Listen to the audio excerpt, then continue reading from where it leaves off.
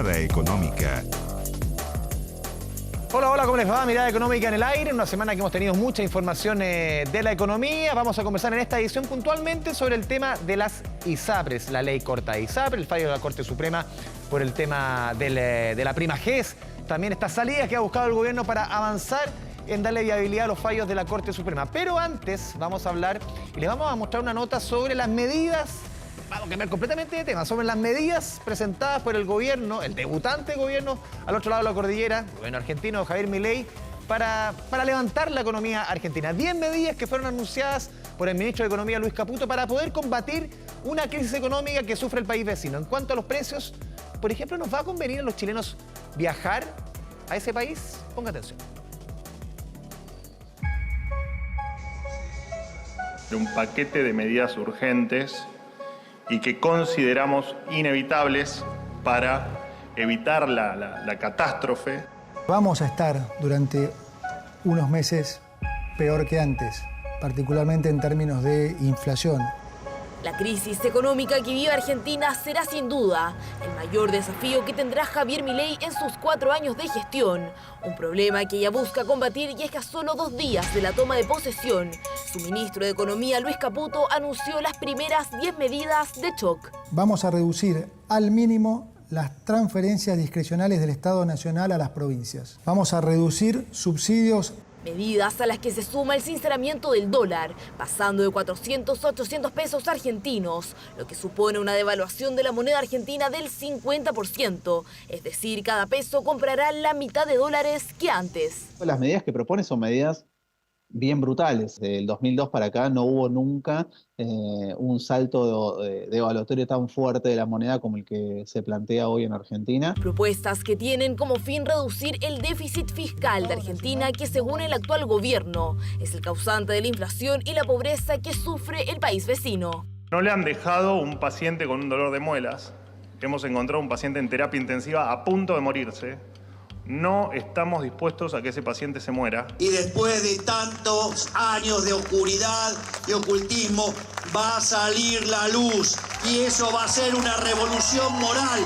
Problemas económicos que se agudizan con la deuda con el Fondo Monetario Internacional, entidad que precisamente publicó un comunicado respaldando las medidas de Milei y señalando que la acción de la nueva administración apunta a mejorar significativamente las finanzas públicas. Postura optimista que contrasta con la inquietud de algunos expertos. Lo que genera es una serie de interrogantes que no vamos a poder saber en el corto plazo, más allá de que sí sabemos se viene un shock en términos económicos muy fuertes. ¿Cómo vio las medidas ayer anunciadas por Caputo?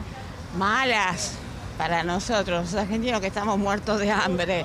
Buenísimo, buenísimo, aunque va a ser un poco duro el momento. Estamos volviéndonos locos en este momento. Y es que la economía argentina desde hace años que vive una profunda crisis. Sin embargo, nosotros, los chilenos, nos hemos visto beneficiados con el cambio, provocando que decenas crucen la cordillera en este turismo de consumo. Y es ahí donde crece la incógnita. ¿Viajar a Argentina será conveniente con las nuevas medidas de Milei? El peso chileno sigue siendo más valorizado, más apreciado que el peso argentino, por lo tanto, todavía en el inmediato plazo, todavía conviene al chileno ir a comprar. Pero si efectivamente Milei realiza la dolarización del país, ahí la situación cambia drásticamente para nosotros los chilenos, porque en el fondo $1 va a costar lo mismo que el tipo de cambio acá en Chile. Medidas de shock que llegan de la mano del anuncio de la cifra de inflación de noviembre de 12,8%, superando la de octubre y provocando que la inflación interanual trasandina llegue al 160,9%. Seguiremos muy atentos aquí en Mirada Económica a la situación en Argentina, pero vamos a concentrar esta edición en lo que yo les comentaba al inicio, en la presentación. La situación hoy día en la discusión de la ley corta de ISAPRES, el fallo de la Corte Suprema en torno a la tabla de factores, la prima GES, el adelanto del famoso índice de costo de la salud. De todo ello vamos a conversar con el ex superintendente de salud, Patricio Fernández. Patricio, bienvenido a Canal 24 Horas. ¿Cómo te va? Muy bien, Andrés. Muchas gracias por la invitación. ¿Cómo ves el momento de la discusión? Un momento, lo conversamos en la previa del programa. Uno podría incluso hablar de pensiones, hablar de pacto fiscal, hablar de tantos temas, y es la falta de acuerdo, la falta muchas veces de diálogo. ¿Cómo ves esta idea también de adelantar este reajuste del índice de costo de la salud? ¿Cómo ves el momento? Bueno, el momento es complicado hace bastante rato, ya que estamos con situación de incertidumbre, donde no hemos podido avanzar. Pensemos que los primeros fallos complejos para este sistema de ISAPRE ya ocurrieron hace más de un año.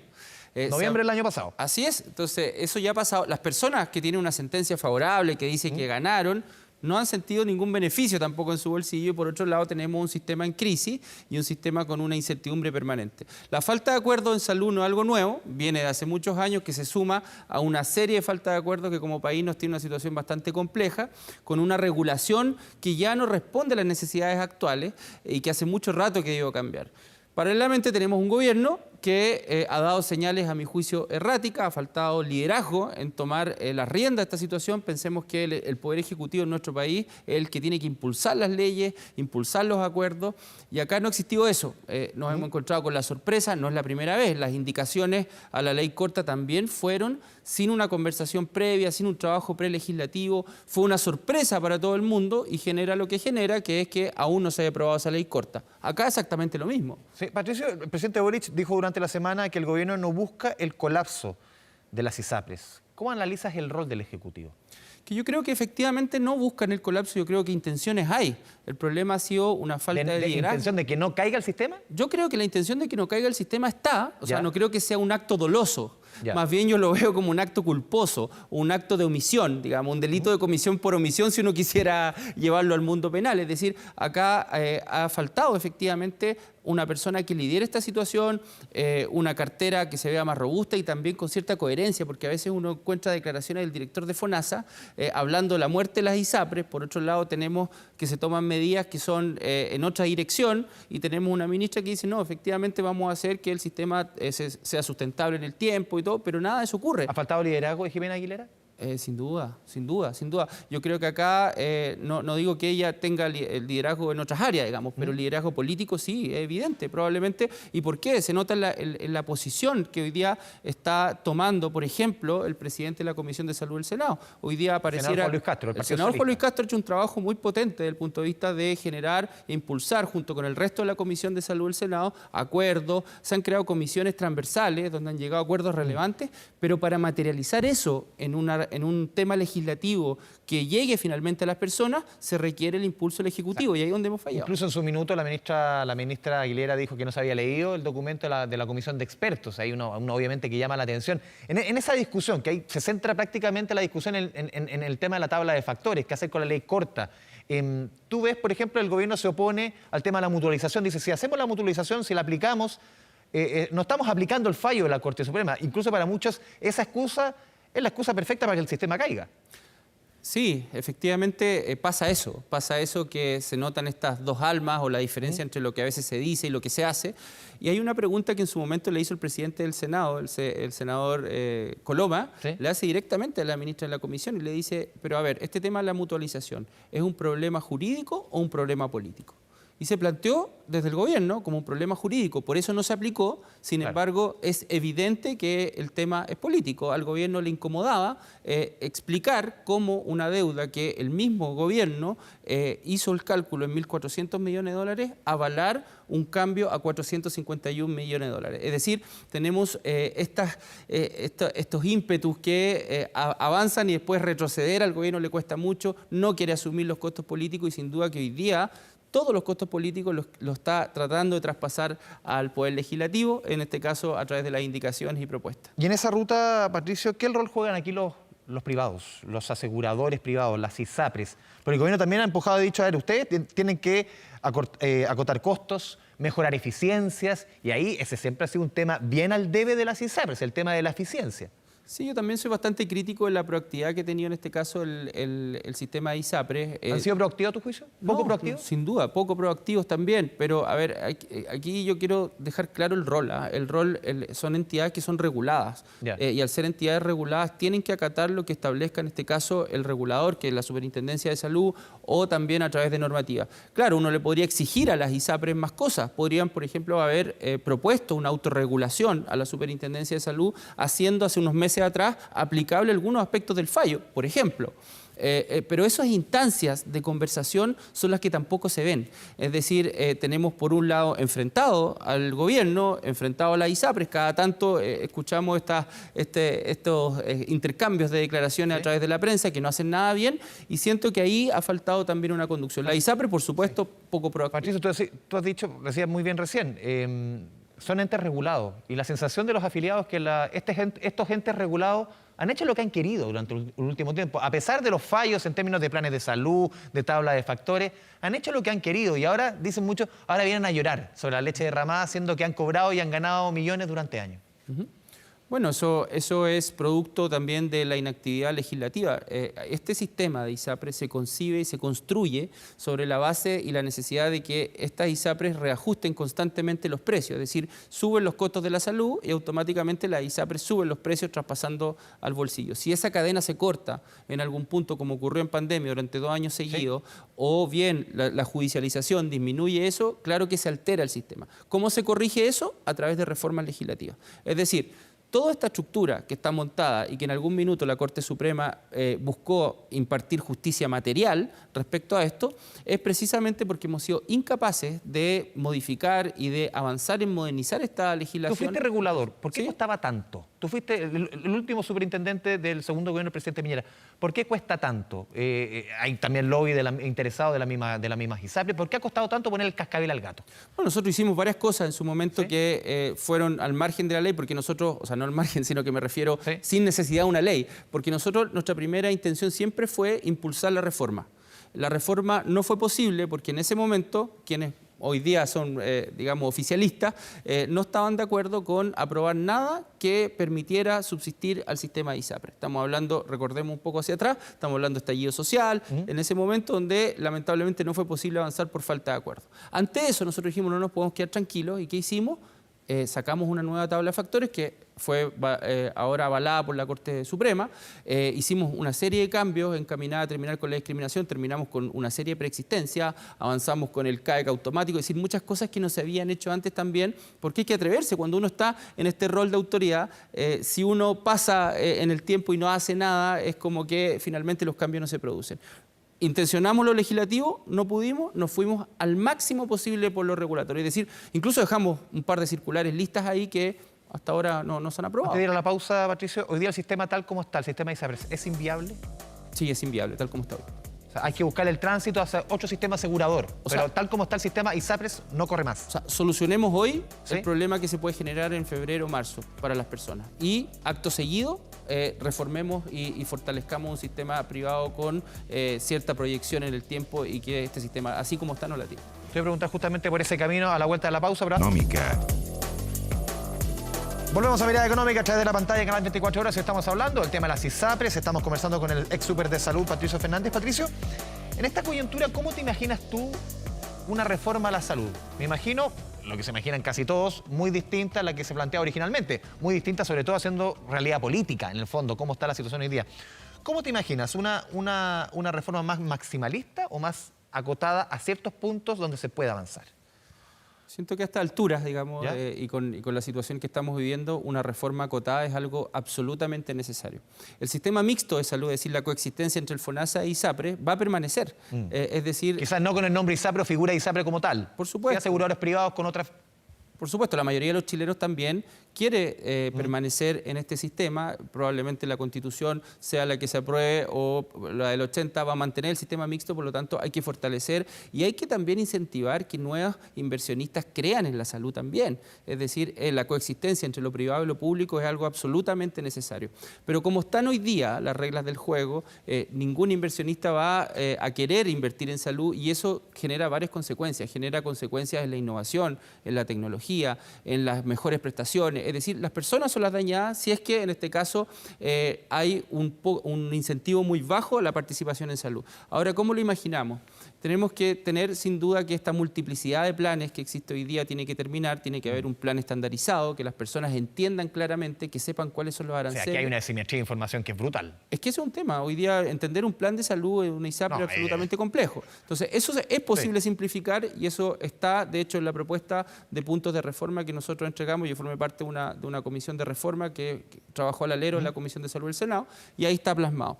También un fondo de compensación de riesgo para terminar definitivamente con la declaración de salud como una barrera de ingreso. Claro. Esto es un sistema de compensación que existe en otros países y que funciona muy bien. Una fórmula de solidaridad. Así es. Sí. Entre las ISAPRES, donde las ISAPRES que tienen una cartera que le llaman más riesgosa, digamos, recibe compensaciones de otras ISAPRES. Gente más enferma, en buen chileno, eso es más riesgoso. Absolutamente, en lenguaje seguro. Y lo otro es, bueno, un seguro catastrófico que permita también afrontar la situación en que las personas o las familias se ven muy complicadas con una carga de enfermedad importante. Es decir, hay una serie de elementos puntuales que están ahí que se pueden aprobar. Las ISAPRES varias veces la última semana han discutido, sobre todo en el tema de la prima GES, que si se aplica, ya se está aplicando tal cual, van a colapsar en 3 meses. El sistema se cae de aquí a la vuelta de la esquina. ¿Es tal? Porque esto es como el cuento de Perito del Lobo. Siempre anuncian que ven el lobo y uno como que termina, no sé si les cree tanto, al final. Yo creo que ese es un problema que han tenido la ISAPRE en el tiempo, el cuento de que el lobo viene y no viene. ¿Sí? A ver, en lo concreto, las ISAPRES en enero van a recibir menores ingresos en un 13%, lo que significa algo así como 40.000 millones de pesos mensuales. Eso, claro que va a impactar. ¿Por qué? Porque es como que una persona todos los meses recibe 100 y tiene que pagar 80, hoy día va a recibir 80 o 70 y va a tener que seguir pagando los 80. Eso va a impactar directamente en la caja de las ISAPRES, lo cual puede impactar también el indicador de liquidez que tienen que mantener las ISAPRES con un cumplimiento legal. ¿Y cuánto ayuda el ICSA en eso, este famoso adelanto de estos cobros de salud, este IPC de la salud? Yo creo que hay mucho mito y hay mucha esperanza en torno al ICSA que probablemente no se va a cumplir, porque el ICSA, en el mejor de los casos, va a significar, a mi juicio, un 3% en promedio. O sea, ¿le va a servir a algunas ISAPRES a solventar todo? Algunas ISAPRES más que otras, sí, algunas ISAPRES más que otras, y recordemos que los menores ingresos son de 13%. Entonces yo diría que más bien está la esperanza de que, aprobándose este ICSA adelantado, las ISAPRES puedan llegar respirando, digamos, a la aprobación de la ley corta. La situación no está muy fácil desde ese punto de vista, pero sin embargo, si no se aprueba lo de la ley miscelánea y lo de este adelanto del ICSA, derechamente la ISAPRE en febrero o marzo ya estarían incumpliendo indicadores. ¿Por qué también? Porque la ISAPRE, si retrasan los pagos a los prestadores, claro, se aumenta la deuda, y si se aumenta la deuda, se aumenta la obligación de garantizar esa deuda. Por lo tanto, también por ese lado se ven complicadas. Así que yo de verdad que esperaría que eso se solucione por lo menos este mes, y también con un paquete de reforma que permita sustentar el sistema. Y ven muchos, Patricio, que en el mes de mayo podría ver la luz esta ley corta. Uno quisiera que sea así. El otro día me tocó conversar con tú citabas al senador Juan Luis Castro y decía que esperaba que en el mes de mayo ya se está discutiendo esta ley corta de ISAPRES. Por ejemplo, se ha avanzado en el fin de los excedentes. Los planes no deben ser, en el caso de los planes privados, inferiores al 7%. ¿Eso es un avance, a tu juicio? Es un avance, si lo queremos catalogar como tal, pero no es una medida que genere un impacto suficiente como para la estabilidad del sistema. Son como aspirinas, en el fondo, como el ICSA, esto, quizás se está rehuyendo el tema de fondo. Sí, porque también genera un desincentivo, porque al terminar con los excedentes, estoy también desincentivando a las personas jóvenes que ingresen al sistema ISAPRE. Me van a costar me van a hacer un plan más caro, mejor me voy a FONASA con un plan complementario. Y lo ocupan menos los servicios, y son precisamente los jóvenes los que sustentan, en este caso, los seguros de salud en todos lados, digamos. Entonces, ahí ese desincentivo también hay que evaluarlo, y a mí me parece que lo único que hace eso también es afectar la posibilidad de que la cartera de ISAPRE se mantenga lo menos como está. Yo sinceramente creo que lo que puede pasar en los próximos meses, que si no hay una solución acá, es que efectivamente 1 o 2 ISAPRES caigan y el resto de las ISAPRES, claro, tener un mercado mucho más concentrado, más acotado, donde vamos a tener probablemente un sistema privado de salud, donde no va a estar más del 8% de la población, y que esas ISAPRES, digamos, en un acto casi de canibalismo, mantengan la subsistencia hasta una posible reforma, aprovechándose de las ISAPRES que caigan y llevándose a la población más sana. Ese es un escenario probable, es decir, aumentan su ingreso sobre la base de la caída de otras ISAPRES. Ahora, ese tránsito es muy complejo. O sea, hoy día... ¿qué pasa con las personas que se están atendiendo hoy, por ejemplo, que están en situaciones más catastróficas? Y hay situaciones que no están resueltas. Ahora, en las indicaciones de la ley corta, se incorporó que el FONASA sería a cargo de las personas que estén haciendo uso de garantía GES, de ISAPRE, también de CAEC. ¿Y qué va a pasar con las personas que judicializaron con ISAPRE? ¿Van a tener que judicializar con el FONASA? Y eso no es poco, es mucho dinero. Es decir, prestaciones de salud catastróficas, de alto costo, que hoy día esas personas judicializaron una ISAPRE, la ISAPRE la está pagando. Las ISAPRES también han dado cobertura extracontractual a muchas personas. También se va a asumir, ¿dónde está eso resuelto? ¿Cuánto significa en dinero? Entonces son una serie de interrogantes no resueltas. Patricio, te escucho atentamente y uno como que siente que esta discusión la venimos escuchando en todos los conceptos hace 15 años, 20 años. Y llegamos a un minuto de asumir esto ya cuando teníamos el agua pasar el cuello. Sí, bueno, hace 20 años yo era demasiado joven. No, digo, pero este tema de las ISAPRES venimos discutiendo, hablando de tabla de factores, hablando de preexistencia, de los mismos temas, y siento que recién ahora con el agua más arriba del cuello lo estamos recién abordando. O sea, abordando ya, porque no nos queda otra. Sí, es que es como país hemos ido resolviendo nuestros temas sobre la base de las crisis. Es decir, que si efectivamente no cae una ISAPRE, lo más probable es que muchas personas del mundo político, incluso técnicos, medios de comunicación, crean que las ISAPRE están señalando algo que no es real. Entonces, probablemente cuando ocurra y cuando empiecen a salir casos de personas que están gravemente afectadas con tratamiento en curso, van a decir, en realidad hay que hacer algo y vamos a llegar tarde y vamos a llegar mal. Quizás no se ha dimensionado la profundidad de la crisis. Sin duda, yo creo que eso es. O sea, pensemos en la desconexión. O sea, estamos hablando hoy día de un ICS adelantado, estamos hablando de precios GES, estamos hablando de una serie de cosas y la gente no entiende absolutamente nada. No estamos hablando tampoco de un salvataje a las ISAPRES. En el fondo, lo que comentamos en la primera parte es darle una viabilidad hacia otro sistema. Porque si matamos a las ISAPRES hoy día, al final, es el peor de los mundos. Por supuesto, si hoy día no hay ningún sustento, ni siquiera numérico, ni de fondo, que permita sostener que en nuestro país tener un seguro único y público es una buena solución. Tenemos un sistema público desfinanciado, la modalidad libre elección, que es la que más probable utilizan las personas que estarían en ISAPRE y que se fueran a FONASA, tiene un desfinanciamiento de 400.000 millones de pesos este año.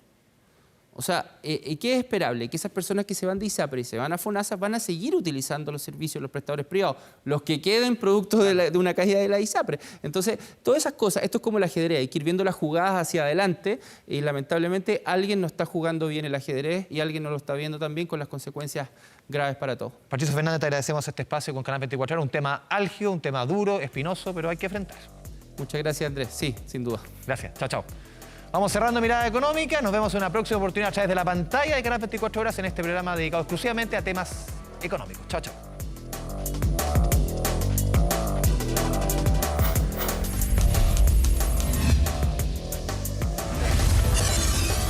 Mirada Económica